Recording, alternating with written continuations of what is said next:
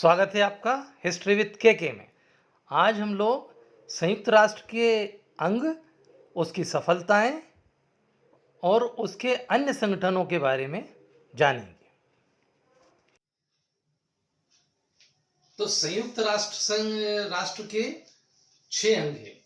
इसका जो अनुच्छेद 7 है, इस अनुच्छेद 7 में इसके 6 अंगों की व्याख्या की गई है और उसके कार्यों के बारे में भी बताया गया है। तो हम आइए पहले उनके नाम जान लें, इनके कौन कौन से अंग हैं। इसमें एक है महासभा, दूसरा है सुरक्षा परिषद, तीसरा आर्थिक एवं सामाजिक परिषद, एक है न्यास परिषद, अंतरराष्ट्रीय न्यायालय, ये 5वां अंग है इसका, और एक और महत्वपूर्ण अंग है सचिवालय। इस तरह से संयुक्त राष्ट्र के 6 अंग है और ये 6 अंग मिलकर के और इसके लिए काम करते हैं। पहले अंग के बारे में हम देखें। पहला इसका महत्वपूर्ण अंग है महासभा। इसको विश्व की लघु संसद भी कह सकते हैं, क्योंकि इसके जितने देश हैं, जो मेंबर हैं इसके, उससे प्रत्येक देश से 5-5 सदस्य इसके लिए चुने जाते हैं। यद्यपि 5 सदस्यों को वोट देने का अधिकार नहीं है, वोट केवल एक राष्ट्र का केवल एक ही होता है, लेकिन मेंबर 5 होते हैं। और इसकी 7 समितियां होती हैं। 7 समितियों का एक एक सभापति होता है। तो जो महासभा होती है उसका वर्ष में एक बार अधिवेशन होता है और इस अधिवेशन में, प्रत्येक अधिवेशन में जो साल में एक बार होता है, उस अधिवेशन में इसका अध्यक्ष चुन लिया जाता है जो 1 साल के लिए रहता है। और ऐसा कहते हैं कि जो अध्यक्ष चुने जाते हैं उन समितियों के, वो प्रायः छोटे देशों से होते हैं, ताकि ऐसा ना हो कि छोटे देशों का हित हो और बड़े ही देश की मनमानी चलती रहे। इसलिए प्रायः इसमें छोटे देशों से इन समितियों के सभापति और खासकर अध्यक्ष को लिया जाता है। अब ये जो 7 समितियां होती है, इसमें सभापति की अगर बात करें भारत की भी, तो भारत की ओर से जो पहली महिला सभापति थी वो विजय लक्ष्मी पंडित थी, जो 1953 में इस महासभा की सभापति चुनी गई थी। इस तरह का प्रश्न याद रखें स्मरणीय तथ्य में। अब बात यह है कि ये जो महासभा होती है इसका काम क्या होता है। तो ये महासभा एक महत्वपूर्ण अंग है और इसको प्रत्येक पर निरीक्षण, निगरानी करने का अधिकार है। इसी में इसका जो बजट होता है, वार्षिक बजट, वो इसी में प्रस्तुत किया जाता है। सदस्यों का निर्वाचन किया जाता है। जो अस्थायी सदस्य होते हैं 10, अभी हम बात करेंगे इनकी, 10 जो अस्थायी सदस्य होते हैं उनका निर्वाचन में भी इसकी महत्वपूर्ण भूमिका होती है। इसको सदस्यों को निष्कासन करने का अधिकार भी दिया गया है यदि कोई सदस्य बन जाए, लेकिन सदस्य बनने के बाद वो संयुक्त राष्ट्र के नियमों का पालन नहीं करे तो ऐसी दशा में उसको निष्कासित करने का अधिकार भी इसको होता है। तो इस तरह से महासभा एक महत्वपूर्ण रोल होता है। यद्यपि ये जो भी काम करती है उसमें सुरक्षा परिषद की भी अहम भूमिका होती है। तो इसको हम विश्व की लघु संसद कह सकते हैं। दूसरा जो महत्वपूर्ण अंग है वो है सुरक्षा परिषद। इसको पुलिसमैन, क्योंकि जो संयुक्त राष्ट्र है, संयुक्त राष्ट्र का मुख्य जो उद्देश्य है वो विश्व में शांति और सुरक्षा बनाए रखना है। तो हम कह सकते हैं कि शांति और सुरक्षा बनाए रखने का काम किसका है? पुलिस का है। तो इसको विश्व की पुलिसमैन भी कहा गया, हार्ट ऑफ यूएन भी कहा गया, की ऑफ यूएन भी कहते हैं। इस तरह से ये महत्वपूर्ण अंग है और इसमें जो सदस्यों की संख्या होती है वो 15 होती है। जैसे हमने इसमें बताया कि हर राष्ट्र से 5 सदस्य चुने जाते हैं, एक वोट होता है, यहां पर केवल कितनी संख्या होती है? 15। अब इन 15 में 5 स्थायी देश हैं, 5 तो स्थायी देश हैं और 10 अस्थायी जो हर 2 वर्ष के लिए चुने जाते हैं। इन 10 अस्थायी सदस्यों का जो चुनाव होता है वो महासभा और सुरक्षा परिषद मिलकर के उनको तय करती है। तो ये 10 और 5 15 सदस्य कुल इसके होते हैं। इसका एक महत्वपूर्ण रोल यह है कि सुरक्षा परिषद में जो 5 देश हैं उनको वीटो का अधिकार है। अब वीटो पावर क्या है? स्थगन आदेश या निषेध अधिकार। इस पर मैंने अलग से वीडियो बना रखी है, लिंक डिस्क्रिप्शन बॉक्स में दी हुई है, आप उसको जरूर देखें। यहां मैं अगर उसका जिक्र करूंगा तो वीडियो काफी लंबी हो जाएगी, इसलिए आप वीटो पावर पर उसको जरूर देखें। तो ये 5 सदस्य जो होते हैं स्थायी, उनको वीटो का अधिकार है और 15 सदस्य होते हैं और किसी भी प्रस्ताव को पारित करने के लिए इन 15 में से 9 का सहमत होना आवश्यक होता है और उन 9 में भी 5 जो स्थायी देश है उनका सहमत होना जरूरी होता है। अब ये जो सुरक्षा परिषद होती है इसका काम क्या है? तो सुरक्षा परिषद का बहुत अहम रोल होता है। इसका ये खुद तय करता है कि जो बैठक आयोजित की जाएगी वो बैठक कब कहां आयोजित की जाएगी और इसमें कौन भाग लेगा, ये सुरक्षा परिषद तय करती है। इसके अलावा सदस्यों को जो सदस्य बनाना है, सदस्यता देना है किसी राष्ट्र को, तो चाहे महासभा का रोल हो, लेकिन इसमें सुरक्षा परिषद की बिना सहमति के महासभा किसी को सदस्य नहीं बना सकती। तो सदस्यता का भी निर्धारण सुरक्षा परिषद करती है। एक और महत्वपूर्ण रोल है कि सुरक्षा परिषद में शांति सेना का प्रावधान है। आपने देखा था कि पहले जो राष्ट्र संघ था, लीग ऑफ नेशंस, वो असफल हुआ और उसकी असफलता का एक कारण यह था कि यदि कोई राष्ट्र मनमानी करे दुनिया में तो उसके पास ऐसी कोई सेना नहीं थी, ऐसी कोई ताकत नहीं थी कि उस मनमानी करने वाले राष्ट्र को दबा सके। यही कारण था कि नाजीवादी, फासीवादी अपनी मनमानी करते रहे और लीग ऑफ नेशंस असफल रहा।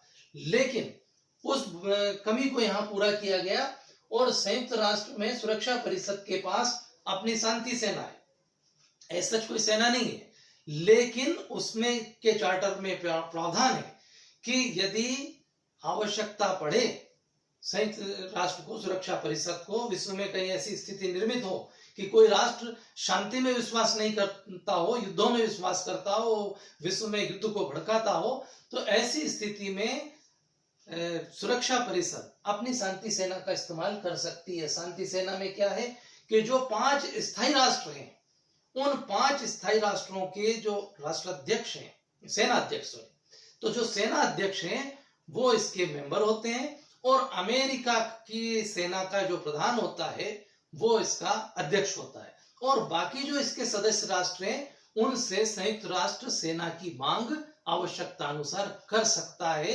सदस्य राष्ट्र उसको सेना उपलब्ध कराते हैं आवश्यकता पड़ने पर। तो ये शांति सेना भी होती है इसमें और इसके जो निर्णय होते हैं सुरक्षा परिषद के, वो अन्य राष्ट्रों के लिए बाध्यकारी होते हैं, मानना पड़ते हैं उसके निर्णय को, क्योंकि उसके पास ताकत भी, यदि कोई राष्ट्र नहीं मानेगा, यानी निर्णय कैसे, शांति स्थापित करना, शांति बनाए रखना, विश्व में युद्धों को रोकना, यह इसका कार्य है। आप वो वीडियो जरूर देखें जो मैंने स्थगन वीटो पावर पर बनाई है, उससे इसके और भी कार्य आपको समझ में आ जाएंगे।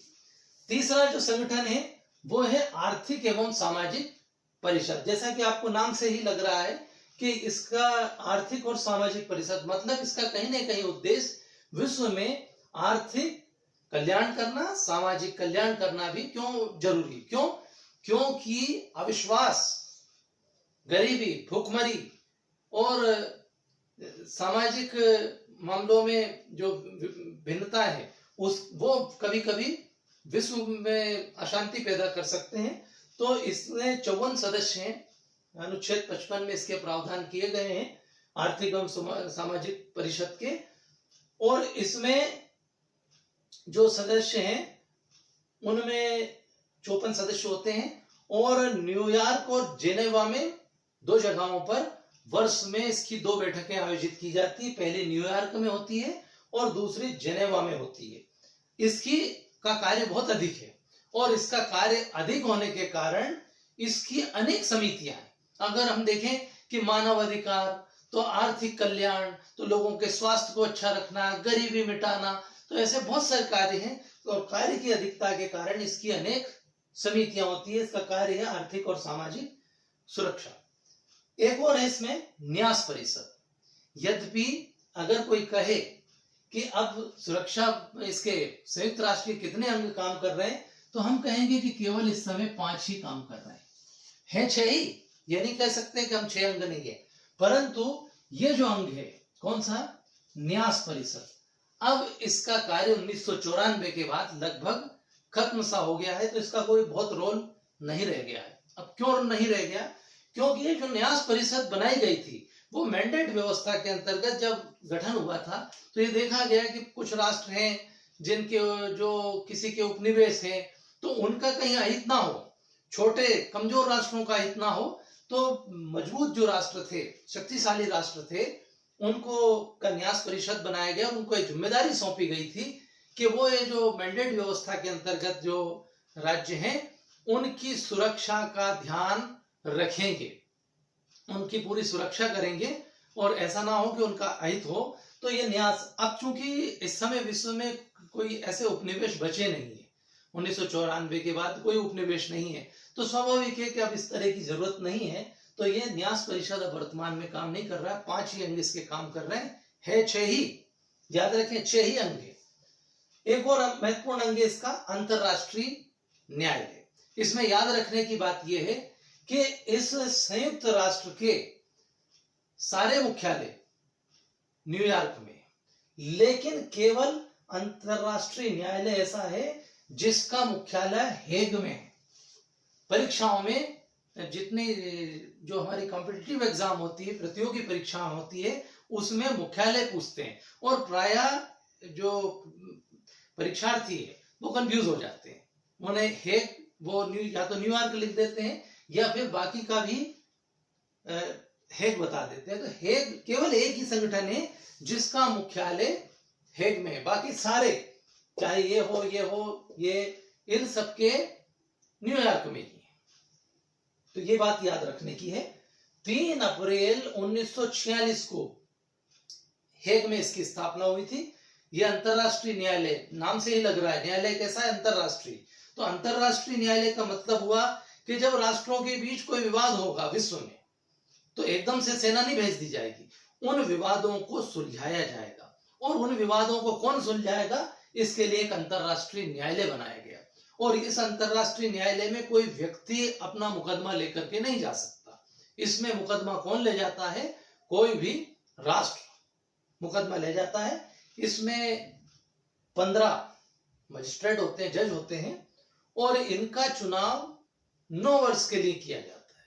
9 वर्ष तक ये रहते हैं, कुछ रिटायर्ड होते रहते हैं। इस तरह की का सिस्टम बना हुआ है। अभी तक भारत से इसमें 4 जज मजिस्ट्रेट जा चुके हैं। वर्तमान में दलवीर भंडारी, दलवीर भंडारी वहां पर जज हैं। तो ये अंतरराष्ट्रीय न्यायालय जो होता है ये विश्व के मुकदमों को सुलझाता है। हेग में इसका मुख्यालय। इसका एक और लास्ट संगठन है, महत्वपूर्ण है, सचिवालय, सेक्रेटरीट। और इसका जो प्रमुख होता है वो होता है महासचिव। महासचिव का चुनाव 5 वर्ष के लिए किया जाता है।